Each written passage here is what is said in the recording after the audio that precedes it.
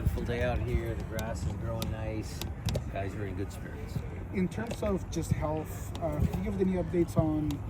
Everybody's healthy except for Paul and Jackson. And Leo Burley, I saw him also. Leo's got a hamstring injury, yes. Considering the health of the team, how difficult has the week been with your coaching staff to figure out who's going to start? Very challenging. And it's going to get harder. Brian, what do you think just following up on that really quick, how much do you factor in Colorado and what they do when you make those choices? We're going to start, because we have a deep team, a lot of quality players. The nuance will be our opponent, although I'm always the kind of guy that likes to have opponents change for what we do. So I don't want to shift dramatically. There's always little tweaks, but it'll be against opponent, venue, fixture congestion. Some of those things will factor in a little bit more into lineup decisions. Brian, in that, how do you factor in a player's form, the team's overall form, and that's always number one. And a returning starter who's now ready? Well, it's my job to win games, and how I select and why I select. There's always the gray area, because you might think so-and-so should start. You're going to think that this other guy can start, and you might think that someone else can start. But, there's going to be good conversations amongst the coaching staff, with players, but we'll do the best we can. Like I said, what I'd emphasize is we have a really deep squad, and those choices are going to be difficult. What's been the key to your team getting in the primary assist zone? It seems like we've always done that. We've been doing that for the last 5-6 years.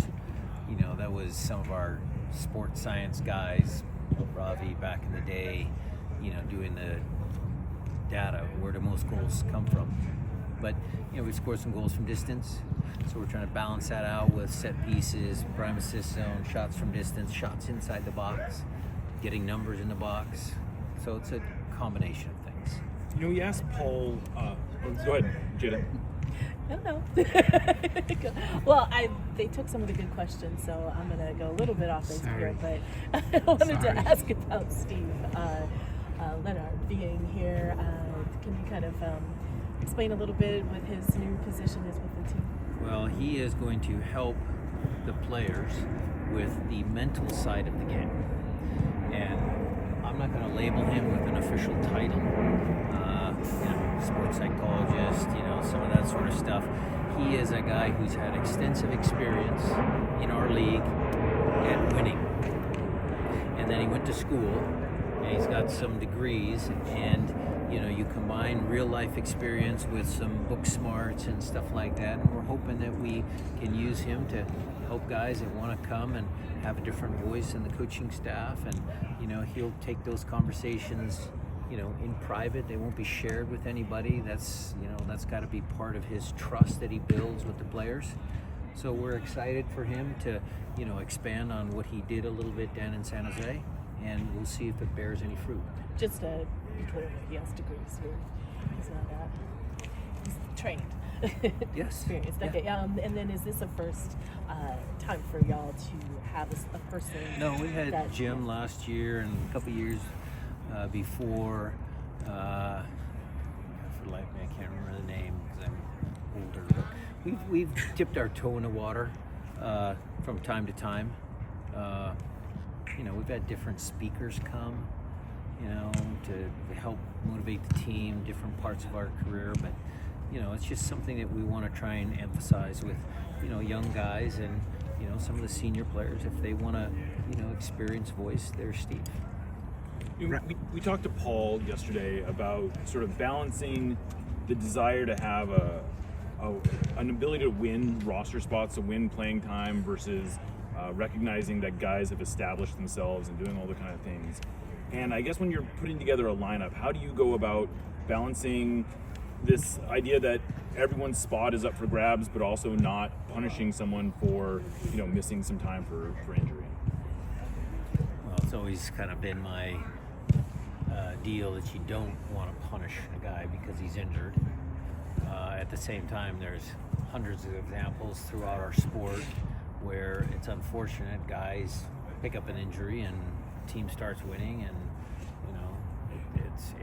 it happens. Sometimes life isn't fair, but usually the guys that are the starters And there is change, and certainly there's change at the end of the season, but there's also small, subtle changes within the season.